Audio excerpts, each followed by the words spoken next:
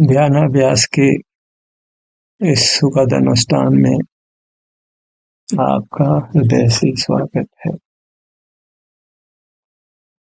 अभिनंदन है, अभिवादन है।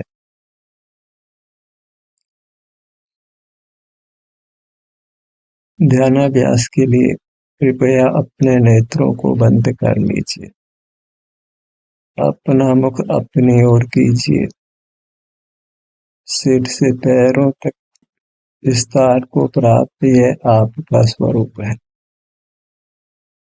इसी के सन्मुख रहना है। यही अपने को चेतना है। इसी से हम चेतन कहलाते हैं।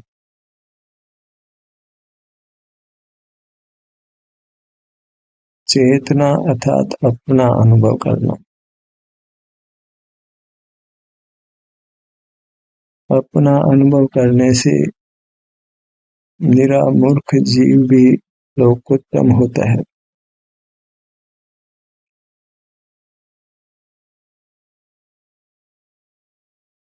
पतित जीव भी पावन हो जाता है।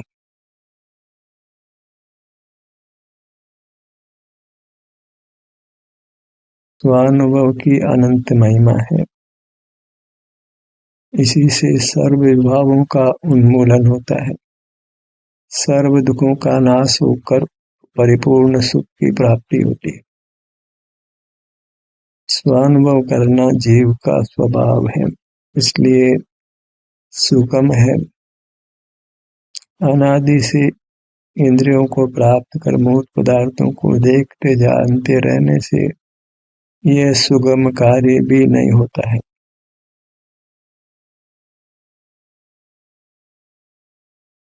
इंद्रिय ज्ञान करना स्वानुभव का विलोम है। दुख का बाधक है, दुख उपजाता है। जिनागम की यही देशना है कि स्वानुभव करिए, और कदाचित स्वानुभव नहीं कर पाए तो स्वानुभव के संबंध में ही चर्चा, वार्ता, चिंतन, मनन करिए।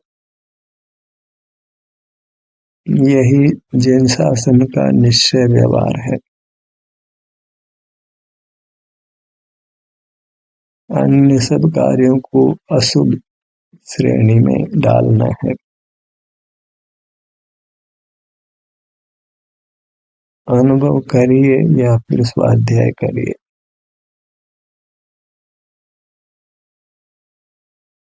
से सर्व कार्य ही जीव को अधोगति में ले जाते, नाना दुख प्राप्त कराते। अनुभव में नहीं रह पाए तो अपवाद रूप से स्वाध्याय को कहा जा रहा है। स्वाध्याय को व्यवहार मार्ग बताया जा रहा है।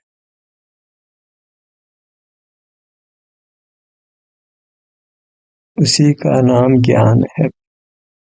लौकिक ज्ञान तो ज्ञान भी नहीं है, वह सर्व ही अज्ञान है।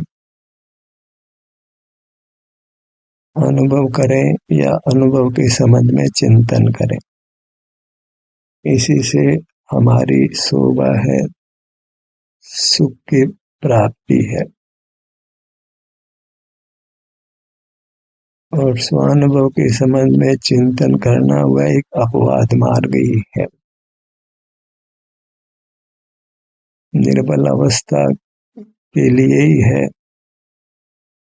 वह वास्तव में मोक्ष मार्ग नहीं है।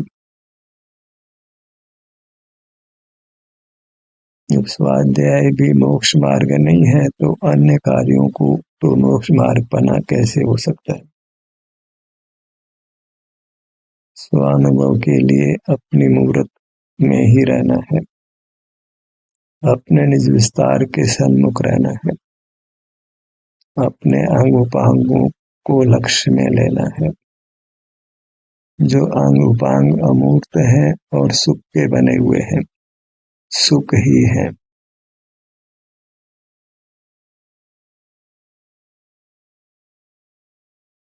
अभी कुछ भाग ही एक बार में अनुभव में आने से उसको हम अंग नाम दे रहे हैं, उपांग नाम दे रहे हैं।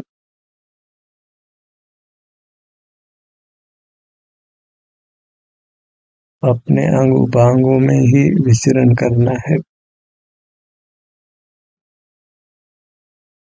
उसी से पतित पावन होता है, मूर्ख परमात्मा हो जाता है।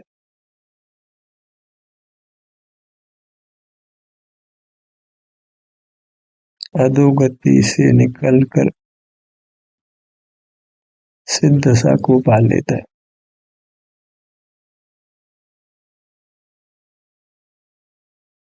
पतित हुए वह तो भूतकाल हो गया, अब पतित नहीं रहना है, अपने अनुभव रूप रहना है।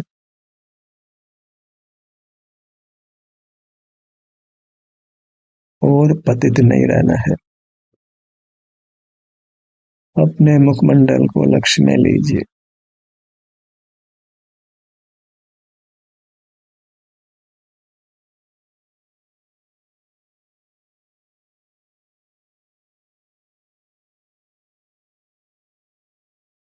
अनुभव करने से ही दिन बदल जाते हैं, दुख के सर्व ही बादल छट जाते हैं।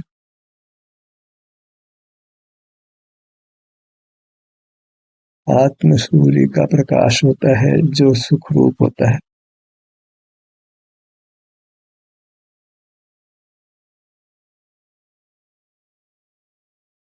सिर के भाग को लक्ष्य में लीजिए।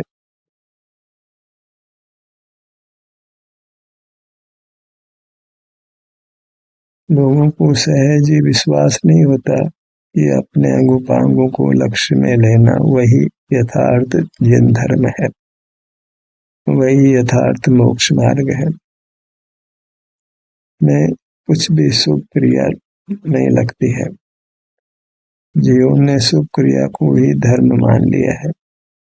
स्वानुभव में कोई शुभ क्रिया नहीं है।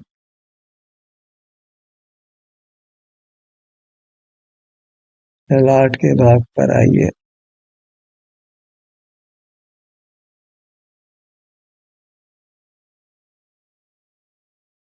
स्वानुभव के समय स्वाध्याय भी नहीं है, आत्मचिंतन भी नहीं है।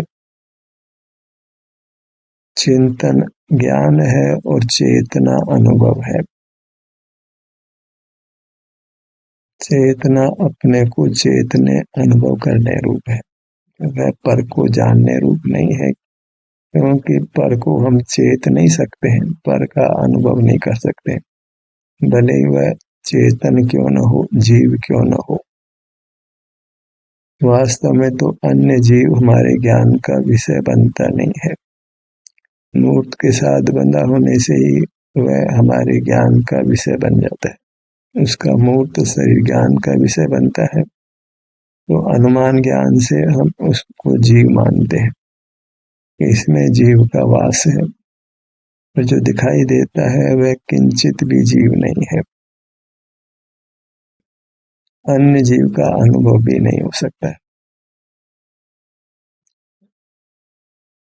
हमारा मूर्त शरीर ज्ञान का विषय बनता है, और हमारा वास्तविक स्वरूप जो अमूर्त है वह अनुभव का विषय बनता है। ज्ञान से मोक्ष मार्ग नहीं होता है, क्योंकि मोक्ष मार्ग ज्ञान रूप नहीं है, अनुभव रूप है। अनुभव नाम दर्शनोपयोग का है और ज्ञान नाम इंद्रिय ज्ञान का है। दर्शन अतीन्द्रिय है और ज्ञान इंद्रिय है। जो ज्ञान को अतीन्द्रिय मानते हैं वे ज्ञान के स्वरूप को नहीं जानते।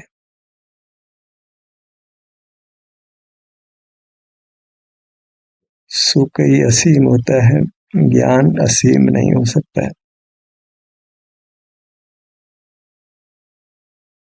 विभाव भावों की असीमता नहीं होती है, स्वभाव ही असीम होता है। ध्रुव मध्य पर आइए।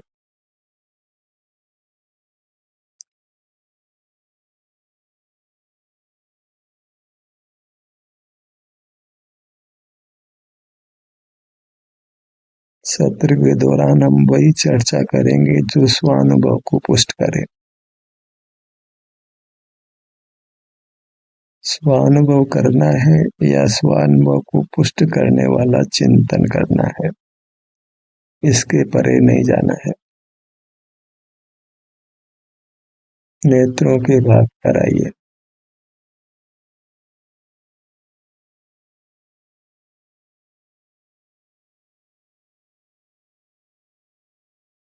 हमें अपने जीवन का सतत निरीक्षण करना है।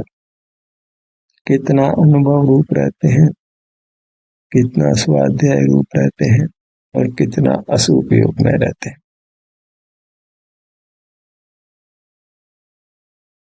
उपयोग बाहर हो तो हमको केवल अपने संबंधित विकल्प करना है, चिंतन करना है। अनुभव को पुष्ट करने वाले शास्त्रों को पढ़ना है। इससे परे जाने का कोई काम नहीं। वह न निश्चय है न व्यवहार है, तो उससे अधोगति ही होती है। हमें अधोगमन नहीं करना है। हम मोक्ष की भावना लेकर बैठे हैं तो स्वानुभव करना है, और वहां से च्युत हो तो स्वानुभव के संबंध में ही पढ़ना, लिखना, सुनना है। दाया नेत्र।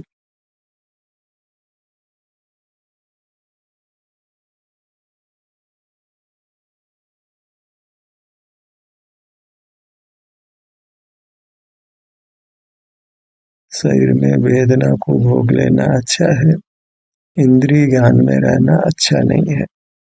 इंद्रिय ज्ञान में भले इंद्रिय सुख मिले, तो इंद्रिय सुख भोग कर हमने कालांतर में बहुत दुख भोगना है। एक समय का इंद्रिय ज्ञान भी बहुत काल दुख देता है, और एक समय का अनुभव भी बहुत काल सुख देता है। बस कारण और कार्य में कुछ समय भेद होता है। अनुभव करते हैं और कालांतर में अनंत काल मोक्ष सुख मिलना है। इंद्रिय ज्ञान में अभी रहते हैं और कालांतर में सागरों पर्यंत नरक में रहना है। इंद्रिय ज्ञान का एक क्षण हमको नरक में ले जा सकता है, और स्वानुभव का एक क्षण हमको कालांतर में अनंत काल मोक्ष में रखता है। बायां कान।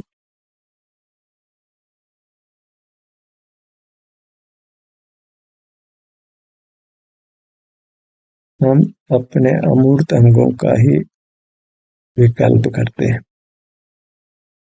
ध्यान में मूर्त का कोई स्थान नहीं। मजबूरन ही हमको सुनना पड़ता है। निर्बल अवस्था में ही हम सुनते हैं, सबल अवस्था में फिर सुनने का कोई काम नहीं रहेगा। जब मुनि श्रेणी आरोहण करता है तो फिर कुछ भी शुभ उपयोग नहीं, फिर वह अनंत काल स्वानुभव रूप ही रहता। उसी स्थिति में हमको आना है, निरंतर स्वानुभव रूप रहना है।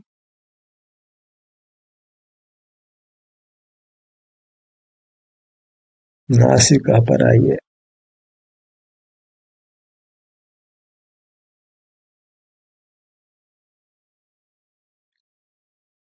वाचक शब्द कोई उत्तम नहीं है। वाचक का जो वाच्य है वही उत्तम पदार्थ है। अपने उत्तम काया का अंग होने से उत्तम है, और उसका निर्विकल्प रूप से ही अनुभव होता है। अनुभव निर्विकल्प ही होता है, अर्थात वीतराग ही होता है। ज्ञान को सराग कहते हैं और दर्शन को वीतराग। आत्म दर्शन वीतराग है और इंद्रिय ज्ञान सराग है। राग में द्वेष भी गर्भित है।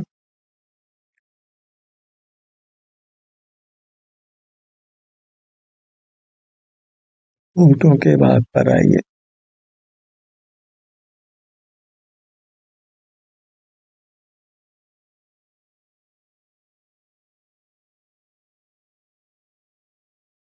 इस मनुष्य जन्म में अनुभव में बहुत प्रगति करना है, अनुभव में दक्ष होना है। दो अनुभव के काल में जो अंतर है उसको कम करते हुए समाप्त करना है। अंतराल काल कम से कम हो, वो फिर समाप्त हो जाए। अभी तो यही लक्ष्य बनाना है कि तो अनुभव के बीच में कम से कम समय हो, अंतराल हो, गैप को कम करना है।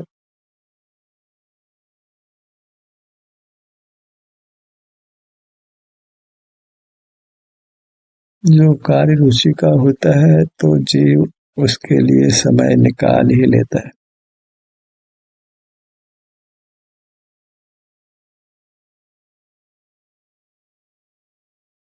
कोई भी कार्य जीव करता है तो उसको अपने प्रिय व्यक्ति के बीच बीच में याद आई जाती है। हमारे को प्रिय हमारी मूरत है। वह प्रिय होने से बहिर्मुख होने पर भी बीच बीच में अपना मुख अपनी ओर कर लेते हैं और इस प्रकार दो अनुभव के बीच के अंतर को हम कम करते हैं। निरंतर बहिर्मुख नहीं रहना है, हमें निरंतर अंतर्मुख रहना है। मुख के भीतर जिह्वा का भाग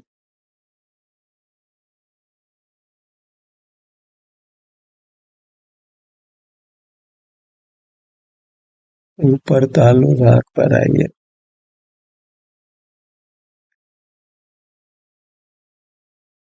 सप्तवसन सेवन करने वाला ललितांग कुमार भी अपने भावों को परिवर्तित कर परमात्मा पद को पा लेता है। स्वानुभव हमारे सब पापों को नष्ट करता है। सर्व पाप प्रणाशनो।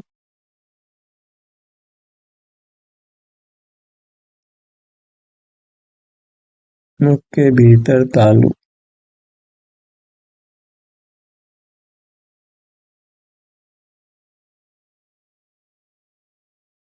अनुभव में इतना दक्ष होना है कि पूर्व पापों की स्मृति भी नहीं हो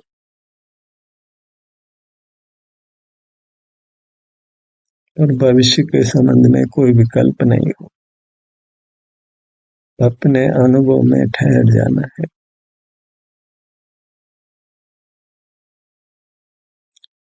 ठुड्डी से सिर तक पूरा मुखमंडल।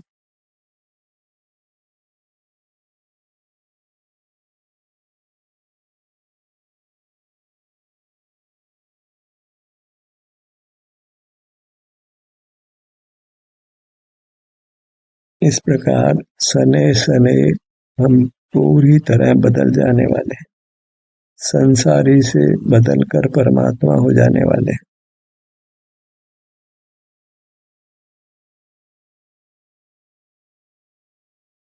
सीने के भाग पर आइए।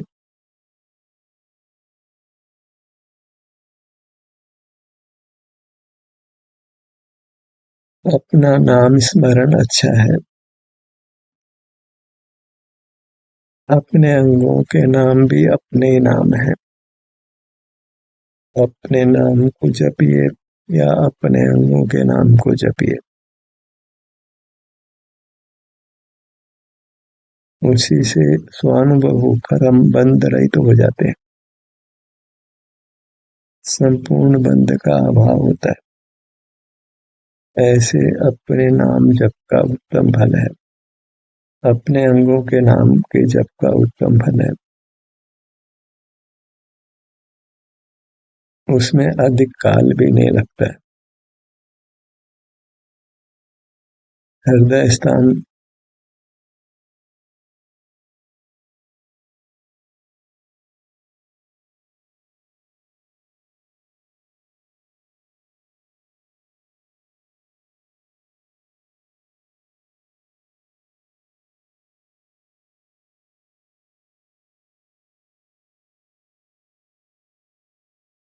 इस प्रकार जीव गुप्त रहता हुआ परमात्म पद को पा लेता है, अपने में गुप्त रहकर। जगत के साथ कोई परिचय नहीं, कोई व्यवहार नहीं, तो कोई राग द्वेष भी नहीं, कोई कर्म का बंधन भी नहीं। जो मुक्त हो गए हैं वे हमारे साथ व्यवहार नहीं कर रहे। तो मोक्ष मार्ग में भी हमें किसी के साथ कुछ भी व्यवहार नहीं करना है।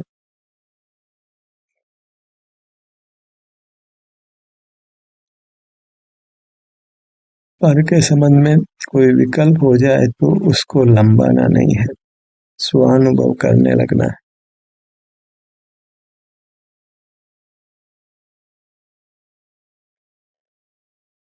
पेट का भाग,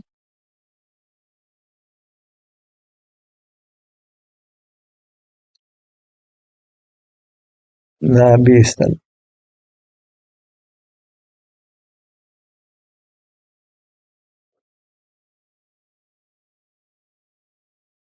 पूरा धड़ भाग, आगे और पीछे, पीछे पीठ का भाग,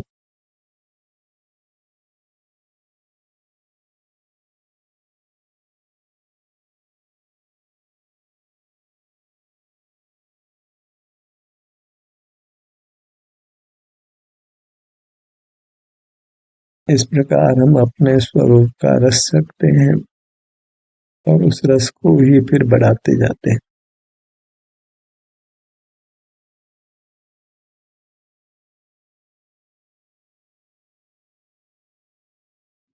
दाया कंधा, दाया कंधा, सुनने वालों को प्रमाद हो सकता है, उन्हीं को विशेष सावधान रहना है, क्योंकि हम अकेले में सुनते हैं।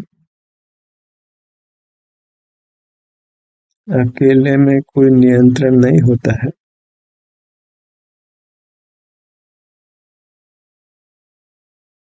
अच्छा यही हो कि आप सुन रहे हो तो साथ में कोई दूसरा भी बैठा हो, वह भी सुनता हो और अपना अनुभव करता हो, तो एक दूसरे पर नियंत्रण रहता है। प्रयास करिए कोई साथ हो सके तो उत्तम है, फिर सजगता बढ़ती है।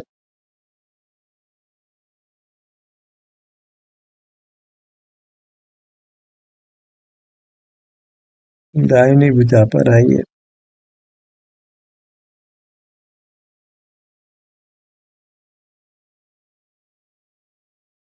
नियमित रूप से हमारे ध्यान में कोई साथ हो सके, यह भी अति पुण्य योग से ही होता है, अन्यथा तो अकेले ही चलना पड़ता है।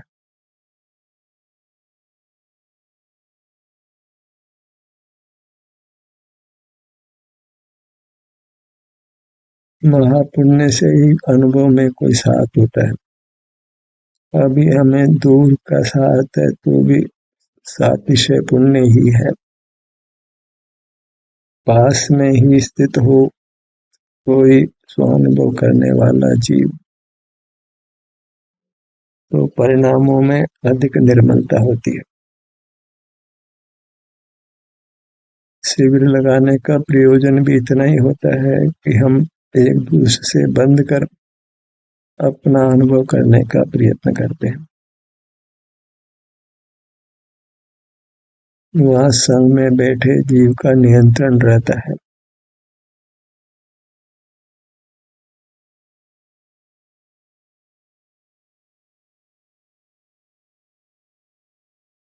लोक संज्ञा में नहीं रहना है। कोई हमारे बारे में क्या सोचता है, इससे हमें कोई सरोकार नहीं रखना है। हमें स्वाधीनता से अनुभव रूप मोक्ष मार्ग पर चलना है। दाहिनी हथेली,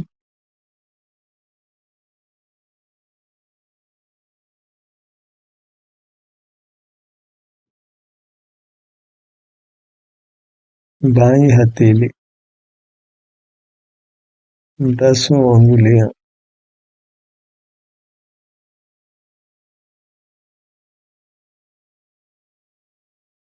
बस अपना मुख अपनी ओर करके अतीन्द्रिय सुख का रस जाग जाए, अतीन्द्रिय सुख प्रकट हो, निराकुलता हो, तो फिर मुक्ति दूर नहीं है। पूरी दाई भुजा,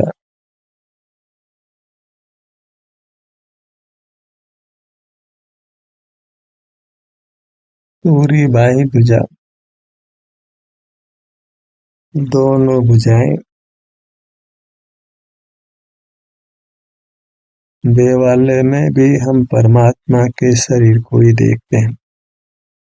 वह तो प्रकट ही इंद्रिय ज्ञान है, मूर्त को देखने जानने रूप है, और उससे नियम से कर्म का बंध होता है। आप किसी भी मूर्त को देखिए, नियम से मूर्त का बंधन होने वाला है। बाहर में कोई अमूर्त पदार्थ हमारे ज्ञान का विषय नहीं बनता है। अपना अमूर्त शरीर हमारे अनुभव में आता है, उसी से हम कर्मों से छूटते हैं। इसलिए अपने मूर्त के अनुभव से ही कर्मों से मुक्ति है। इसलिए अपने मूर्त को ही परमार्थ से परमात्मा संज्ञा है, देव संज्ञा है। अपनी मूर्त ही दिव्य है, देव है। भगवान की मूर्त जो अमूर्त है वह कभी ज्ञान का विषय नहीं बनती है, न भूतकाल में, न वर्तमान में, न भविष्य में। परमात्मा को देखने की हमारे पास कोई शक्ति नहीं है। हम अपने ही परमात्म रूप का अनुभव कर सकते हैं।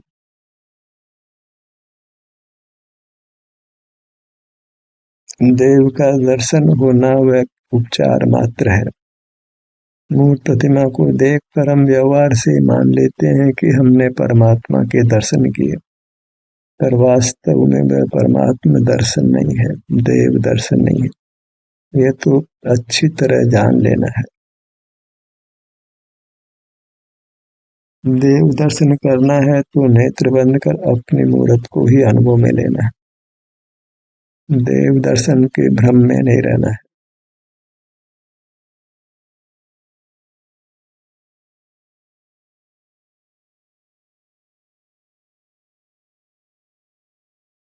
दाहिना पैर,